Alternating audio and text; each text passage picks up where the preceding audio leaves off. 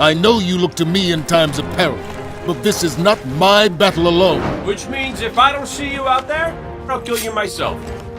So this is technically a part 2 sequel for another video I made about the crossing of Space Marines of Warhammer and Guardians from Destiny.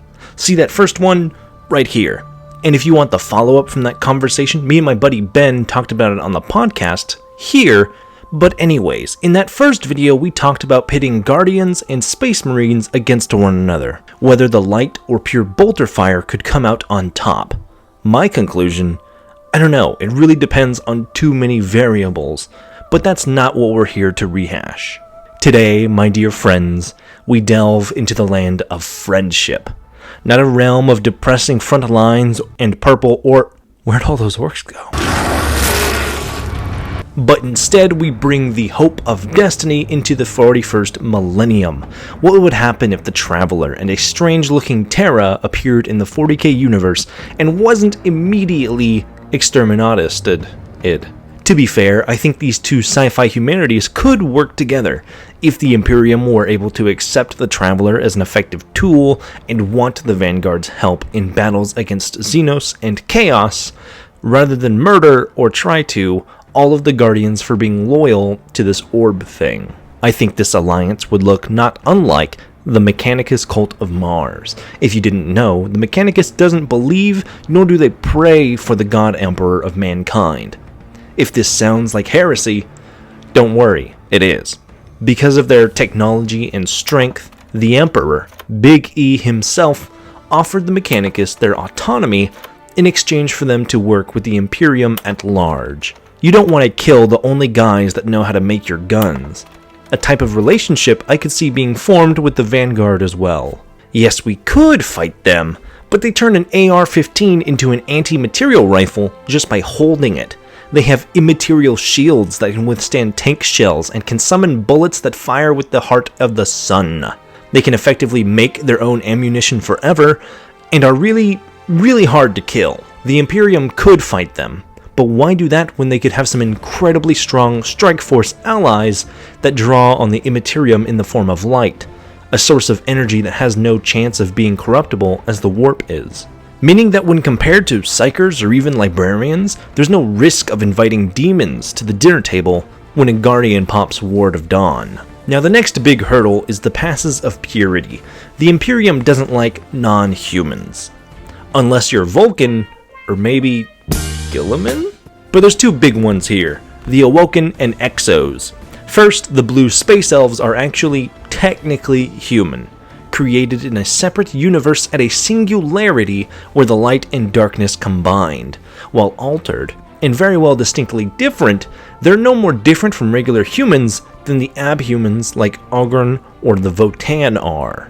The bigger contention would be Exos. See, the Imperium have a strict no AI policy, based on experience in the relatively far past where an army of robo-servants waged war against humanity and nearly killed them in the process. That's why something like a servitor, a human brain merged with technology, is okay, but AI isn't.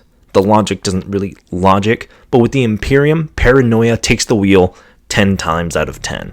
But Exos aren't AI, they're a human brain turned into a machine. The Imperium would likely still not be okay with this, but if we compare them to the Admech, whose top tech priests do essentially this same heretical thing, but are protected by their political immunity, it's likely the non-corruptible, non-hackable Guardian Exos would also be given the pass. Now, would any of the Astartes become a Guardian? And how would this even work? Would a ghost even pick one of the Astartes? They could. We see with the Awoken that just because someone dies after the collapse, they can still be revived and made into a Guardian. So any number of fallen Space Marines could theoretically be brought back with a new host of abilities. What would happen if one of them were brought back though? I think that depends on who you ask. Astartes are heavily indoctrinated into the Imperial cult to the point that when the Tau were attempting to turn one over to their greater good, a member of the Raven Guard, he chose to send both hearts into cardiac arrest and take the Tau with him, rather than let them continue to peer into his mind. But with the light, their mind would be wiped. Not little bits and pieces, but the entire thing. Their name, their families, their homeworld, the Codex Astartes, the Emperor, Even knowledge of the Imperium would be gone. A new light is a blank slate for the Vanguard to bring up as their own. Now, it wouldn't be impossible for them to be found by other Space Marines and reminded of their history, their past, perhaps not of their own specific story, but of the chapter they came from. Where they go from here would depend on the Space Marine that's chosen. Some, like the Imperial Fists, might renounce the Vanguard and return to their duties. Sons of Vulcan might see the ability to do more good alongside the other Guardians and stick with it. Not all Astartes are known to be Codex compliant across the board, basically meaning that they may deviate or serve their own purposes in the galaxy. So a Space Marine choosing the Guardians doesn't feel impossible to me, as long as the interests of the Imperium and the Vanguard continue to align. As long as they're useful, you could say. Now for the biggest question. What is the strength of a Space Marine imbued with the light? We already have an 8-foot tall death machine with robotic aim, a running speed of 70 miles an hour, 2 hearts, acid-spitting glands, someone who can lose a hand and keep going. They're tough as hell, and that's before becoming nigh unkillable. Taking down a Space Marine is no easy feat, and now, if you get to a point where you can take them down, they're gonna get right back up. On top of other abilities granted by the light, a shield generated by the Ghost that makes them capable of tanking incredible heavy arms fire, the boosts of a Guardian ranging from warp-free teleportation to the ability to glide nearly infinitely, to gaining the ability to jump 30 feet in the air. So it's time to bring out the big guns. It's not a metaphor, guys. Go grab some big guns. Weapons become stupid broken too. As I said before, a Guardian can take an AR-15 and turn it into an anti-material rifle, so a bolter would probably look like an artillery cannon in comparison. Plus, as we've also talked about, the Guardians can just create ammo ad nauseum from the scraps of their enemies. So take this stupid-ass bolter, and also, it never runs out of ammo. Not to mention the infinite grenades, the ability to summon cover in an open field, or to create a well that empowers themselves and others nearby. So you've got a Space Marine that can effectively summon powers stronger than most Psyker Librarians on a whim without exhausting themselves or under risk of corruption, as the light is drawn from the Traveler and not from the warp. So to summarize, we have this massive, tall, and muscle-bound super soldier who's already hard to kill, draped in heavy armor head to toe, can survive almost any environment, hits like a truck, and is so devoted that they'd rather kill themselves than be persuaded from their mission. Now make them unkillable with the ability to thunder crash into every being they find. This is all in the realm of fanfiction and more of just a theoretical exercise in the pursuit of better understanding the ideas, modus operandi, and action base of the Guardians and the Imperium, respectively. So now that we've established it's all nonsense and doesn't really matter, I want to ask you the most daring question of them all. Could a ghost find its ways into the holy halls of Terra, barring through the immense energy of the Golden Throne, and give the big guy just a little bit of juice? First, we have to establish if the guy is actually dead. See, the Emperor, this big ol' skeleton on a throne that's fed 1,000 souls every day, and has been for the last 10,000 years, whether or not all that is working, it's tough to say. There's 3 main scenarios we'll run through real quick. Number 1, the Emperor is brain dead. This first scenario postulates that the Emperor is effectively dead, a series of nonsensical psychic thoughts and energies flowing through the Golden Throne that can stand up in a trench coat that appears to be the big man up top, but is removed from himself in such a way that the Emperor in essence is dead. No thought, just mindless destruction and want for the unachievable deaths of the Chaos Gods. Scenario 2, the Emperor has transcended.